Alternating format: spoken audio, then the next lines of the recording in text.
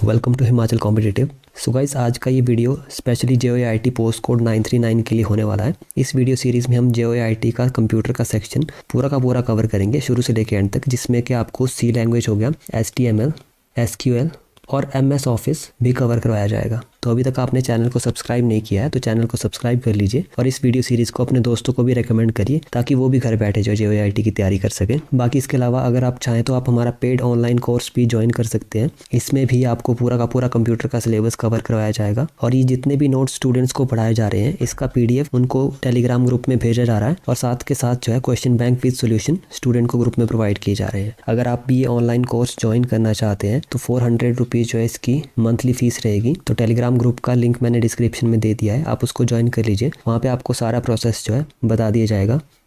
तो चलिए आज का वीडियो स्टार्ट करते हैं। इस वीडियो में हम कंप्यूटर के बेसिक्स कवर करेंगे, साथ में कंप्यूटर की हिस्ट्री पढ़ेंगे और कंप्यूटर की जनरेशन्स पढ़ेंगे। हर बार इन टॉपिक्स में से 2-3 क्वेश्चन पूछे जाते हैं, तो वीडियो को एंड तक देखिएगा। अब कंप्यूटर में सबसे पहले बात करते हैं हम कि कंप्यूटर वर्ड आया कहाँ से, कंप्यूटर का मतलब क्या है। तो कंप्यूटर वर्ड आया एक लैटिन वर्ड से कंप्यूटर, जिसका के मतलब होता है कैलकुलेट करना। तो एक तरह से देखिए अगर हम, तो कंप्यूटर बेसिकली कैलकुलेशंस करता है इनपुट किए गए डाटा पे। अब इसके बाद कंप्यूटर की बेसिक डेफिनेशन पढ़ लेते हैं और कंप्यूटर की फंक्शनिंग पढ़ लेते हैं कि कंप्यूटर फंक्शन कैसे करता है। सबसे पहले डेफिनेशन की बात करूं अगर, तो कंप्यूटर बेसिकली क्या है, a computer is an advanced electronic device that takes raw data as input from the user and processes this data under the control of set of instructions. तो कंप्यूटर बेसिकली क्या करता है, user से data input लेता है और उसको process करता है under the set of instructions, जिसको कि हम प्रोग्राम कहते हैं। और इस डाटा को प्रोसेस करने के बाद कंप्यूटर इंफॉर्मेशन भेज देता है आउटपुट डिवाइसेस की तरफ। तो ये ओवरऑल जो है कंप्यूटर की डेफिनेशन है। अब कंप्यूटर की फंक्शनिंग देख लेते हैं हम बेसिकली कि कंप्यूटर फंक्शन कैसे करता है। तो कंप्यूटर की फंक्शनिंग में सबसे पहली चीज़, यूज़र क्या करता है, डाटा इनपुट करता है कंप्यूटर में। अब डाटा कैसे इनपुट करेगा यूज़र, इनपुट डिवाइसेस के थ्रू। अब इनपुट डिवाइसेस जैसे कि कीबोर्ड हो गया या माउस हो गया, ये सभी इनपुट डिवाइसेस होते हैं। इनके थ्रू जो है डाटा कंप्यूटर में इनपुट कर दिया गया। अब डाटा जो आपने एंटर किया है वो कहाँ पे स्टोर होता है, प्राइमरी मेमोरी में। प्राइमरी मेमोरी यानी कि रैम में जो है वो डाटा स्टोर होता है सबसे पहले। और ये जो डाटा स्टोर होता है रैम में, ये होता है बाइनरी फॉर्म में। बाइनरी फॉर्म क्या होती है, 0 और 1 की लैंग्वेज को हम बाइनरी लैंग्वेज कहते हैं।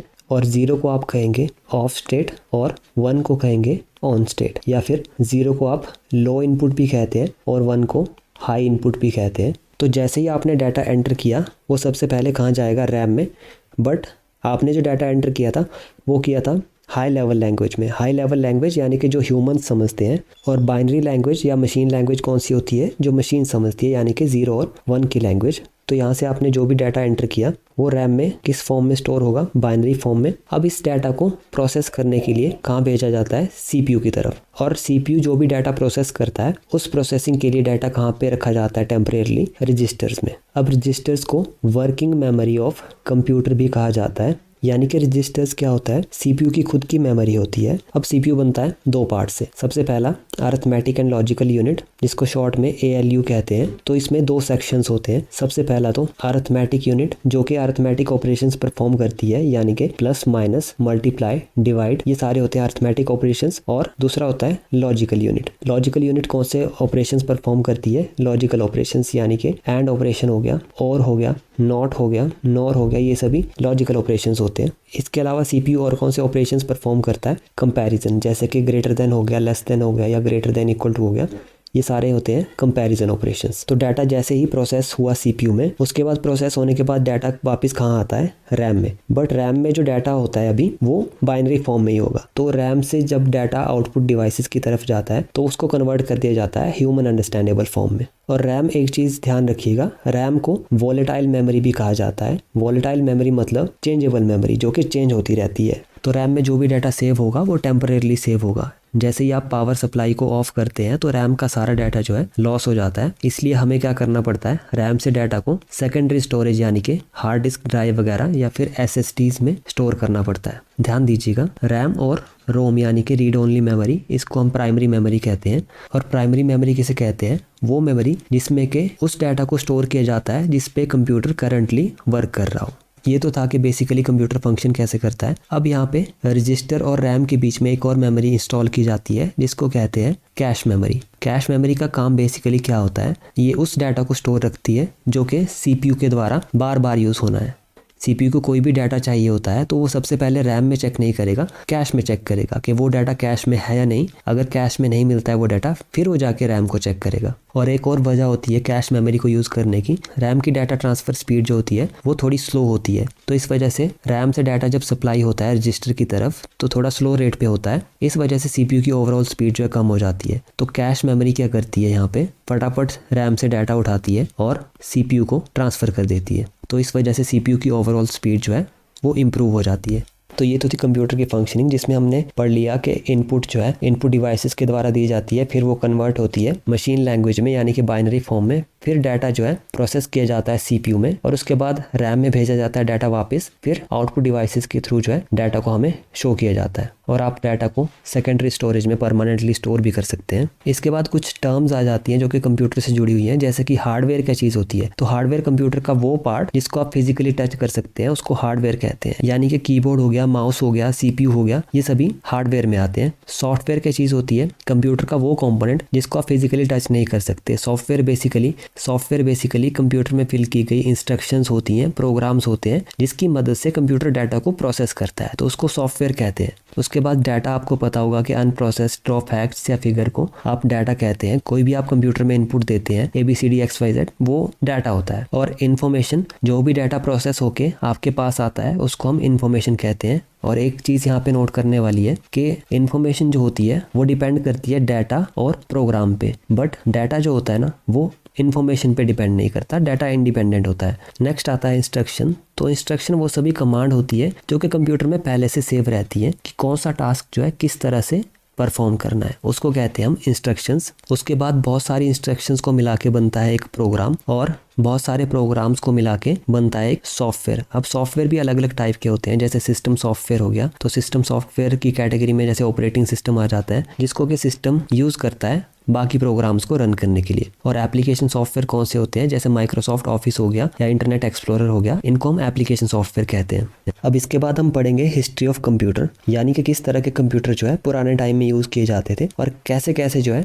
कंप्यूटर का एवोल्यूशन हुआ। तो सबसे पहले जो डिवाइस डेवलप किया गया था वो था एबेकस। ये 12th सेंचुरी में चाइना के द्वारा डेवलप किया गया था और इसको फर्स्ट मैकेनिकल कैलकुलेटिंग डिवाइस भी कहा जाता है। और एडिशन और सब्सट्रैक्शन आप परफॉर्म कर सकते थे इस डिवाइस को यूज़ करके। इस तरह का डिवाइस होता था जिसमें कि वर्टिकली स्टिक्स लगी होती थी। तो ये वर्टिकल स्टिक्स बेसिकली इकाई का अंक या दहाई का अंक, सैकड़े का अंक, इसको रिप्रेजेंट करता है। और ये बीड्स लगे होते थे इसमें, तो ये बीड्स बेसिकली एक नंबर को रिप्रेजेंट करते थे।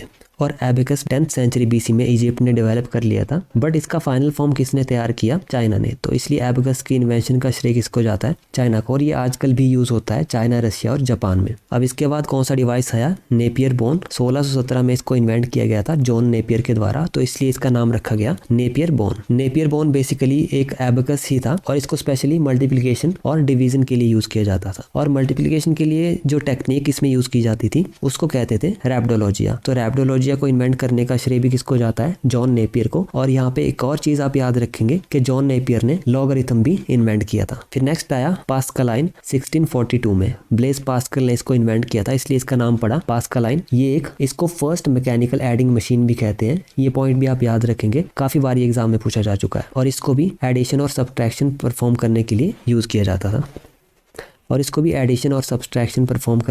किया जाता था। फिर उसके बाद 1673 में आया स्टेप्ड रेकनर या लीबनिट्ज व्हील भी कहते थे इसको। और इसको इन्वेंट किसने किया था, गॉटफ्रीड विल्हेम लीबनिट्ज ने। तो ये डिवाइस भी बेसिकली पास्कलाइन की तरह ही था, इसमें बस थोड़ी सी इंप्रूवमेंट कर दी गई थी। और इस डिवाइस को डिजिटल मैकेनिकल कैलकुलेटर भी कहा जाता है। डिजिटल डिवाइस कौन से होते हैं, जो कि 0 और 1 में वर्क करते हैं, यानी कि इनको जो आप इनपुट देंगे वो या तो ऑफ होगी या तो ऑन होगी, यानी कि या तो 0 होगी या तो 1 होगी।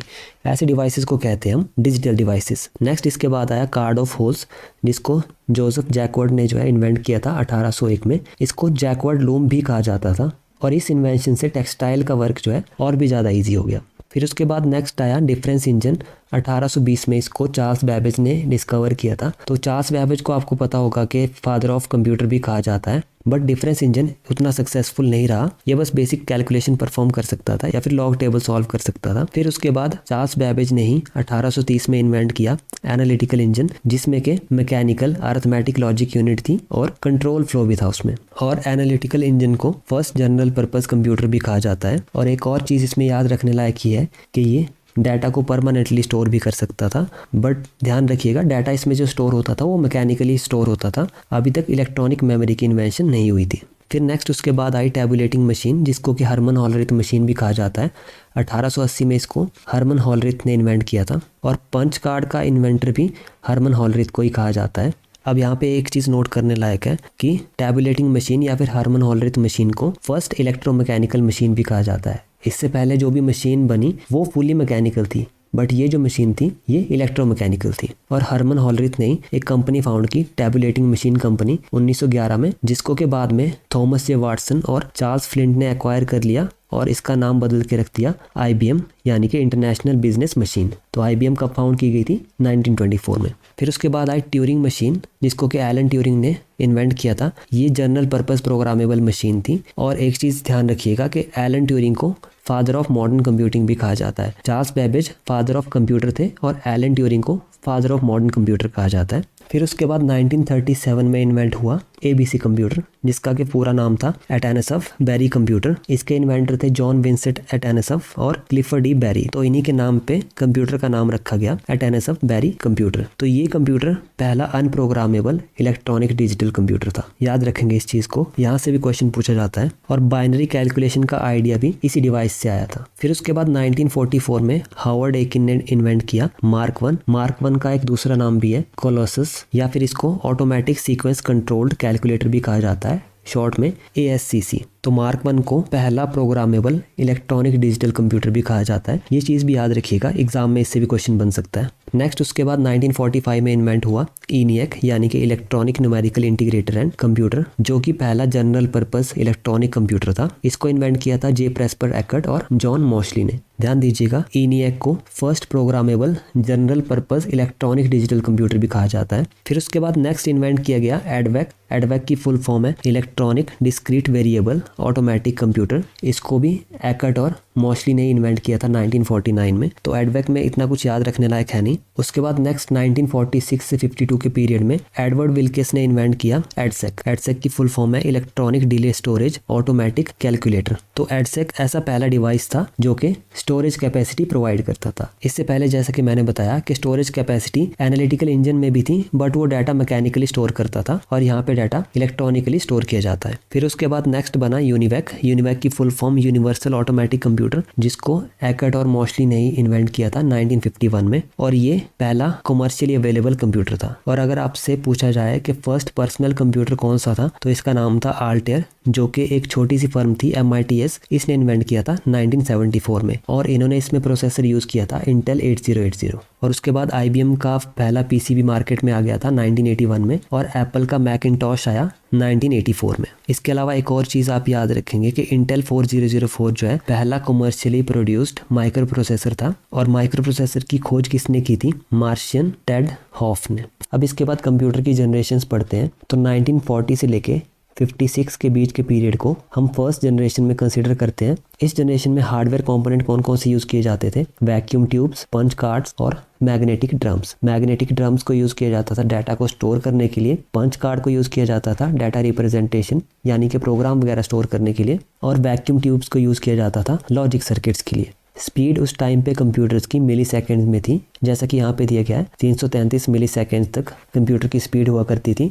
और मेमोरी बहुत लो होती थी फर्स्ट जनरेशन में, 400 बिट्स तक जो है कंप्यूटर की मेमोरी हुआ करती थी। और ऑपरेटिंग सिस्टम यूज़ किया जाता था उस टाइम पे batch operating system. Batch operating system ऐसा ऑपरेटिंग सिस्टम होता है जिसमें डाटा बैचेस में प्रोसेस किया जाता है। जैसे मान लो एक बैच है A, एक बैच है B, तो A बैच में A टाइप के टास्क को प्रोसेस किया जाएगा और B बैच में B टाइप के टास्क को प्रोसेस किया जाएगा। तो इस टाइप के ऑपरेटिंग सिस्टम को हम कहते हैं बैच ऑपरेटिंग सिस्टम। और लैंग्वेज कौन सी यूज़ की जाती थी उस समय में? मशीन लैंग्वेज, जिसको कि हम बाइनरी लैंग्वेज भी कहते हैं। अब इसके बाद फीचर्स क्या क्या थे कि साइज़ बहुत बड़ा होता था इन कंप्यूटर्स का, पुअर स्टोरेज होती थी, स्लो परफॉर्मेंस और बहुत ज़्यादा हीट प्रोड्यूस करते थे ये। तो फर्स्ट जनरेशन के कंप्यूटर का एग्जाम्पल है एडसेक हो गया, एडवैक हो गया, यूनिवैक हो गया, IBM 701, IBM 650 या फिर ENIAC। ये सभी फर्स्ट जनरेशन ऑफ कंप्यूटर में आते हैं। इसके बाद 1956 से 63 के पीरियड को सेकंड जनरेशन में कंसिडर किया जाता है। तो सेकंड जनरेशन में ट्रांजिस्टर इन्वेंट हो गया था और मैग्नेटिक कोर्स को यूज़ किया जाता था डाटा स्टोरेज के लिए। स्पीड थोड़ी सी इंप्रूव होगी 10 माइक्रोसेकंड्स तक और मेमोरी भी थोड़ी इंप्रूव होगी 32,000 बिट्स तक। अब ऑपरेटिंग सिस्टम की बात करें अगर, तो मल्टीटास्किंग ऑपरेटिंग सिस्टम और बैच ऑपरेटिंग सिस्टम जो है सेकंड जनरेशन में यूज़ किया जाता था और लैंग्वेज यूज़ होती थी असेंबली लैंग्वेज और हाई लेवल लैंग्वेज भी यूज़ होना शुरू हो गई थी उस टाइम पे। अब असेंबली लैंग्वेज कौन सी लैंग्वेज होती है जिसमें हम निमोनिक्स मतलब कोड्स वगैरह यूज़ करते हैं, जैसे MOV हो गया, इस टाइप के कोड हम जिस लैंग्वेज में यूज़ करते हैं उसको कहते हैं असेंबली लैंग्वेज।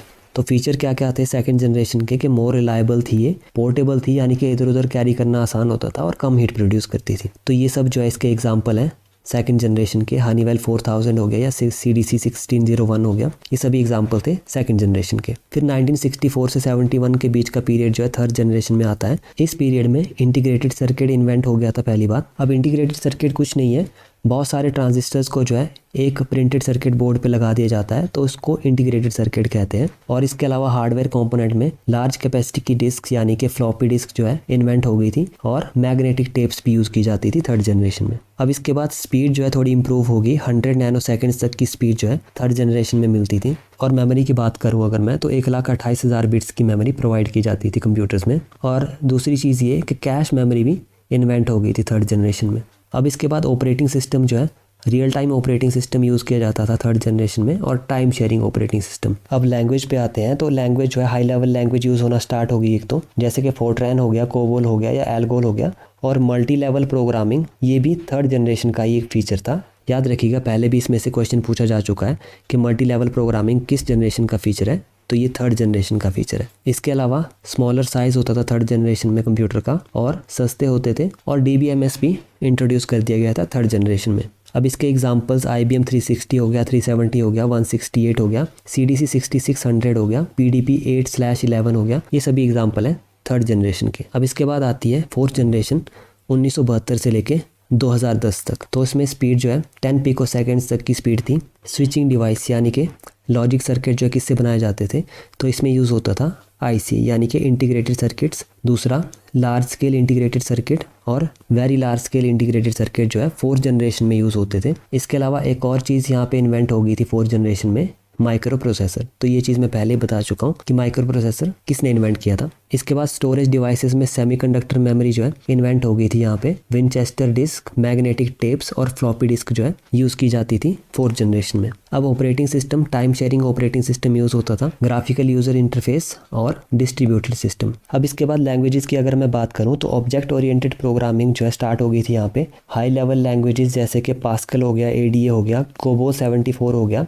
फोर्ट्रैन 4 हो गया या फिर SQL हो गया, ये सब फोर्थ जनरेशन में यूज़ की जाती थी लैंग्वेज। और इसके एग्जांपल्स कौन कौन से हैं, IBM 360, 370, CDC 6600, PDP 8/11, ये सारे किसके एग्जांपल हैं, फोर्थ जनरेशन के। अब इसके बाद आती है फिफ्थ जनरेशन जो कि 2010 से स्टार्ट हुई और अभी प्रेजेंट में रनिंग में है। तो स्पीड सबसे पहली बात तो बहुत ज़्यादा जो है इंप्रूव होगी फिफ्थ जनरेशन में। 10 गीगा फ्लॉप्स की स्पीड जो है यहाँ पे मिलने लगी हमें। अब फ्लॉप्स क्या चीज़ होती है, ये सुपर कंप्यूटर की स्पीड को कैलकुलेट करने का एक यूनिट है। अब फिफ्थ जनरेशन में स्विचिंग डिवाइसेस कौन कौन से यूज़ होते थे, इंटीग्रेटेड सर्किट हो गया और super large scale integrated circuit, या इसको ultra large scale integrated circuit भी कहा जाता है। और तीसरा नैनो टेक्नोलॉजी यूज़ होने लगी। नैनो टेक्नोलॉजी बेसिकली वो टेक्नोलॉजी है जिसमें हम बहुत छोटे छोटे डिवाइसेस यूज़ करते हैं जिनका के साइज जो है 10⁻⁹ तक छोटा होता है। तो 10⁻⁹ को आपको पता है कि क्या कहते हैं, नैनो, तो इसलिए इस टेक्नोलॉजी का नाम रखा गया नैनो टेक्नोलॉजी।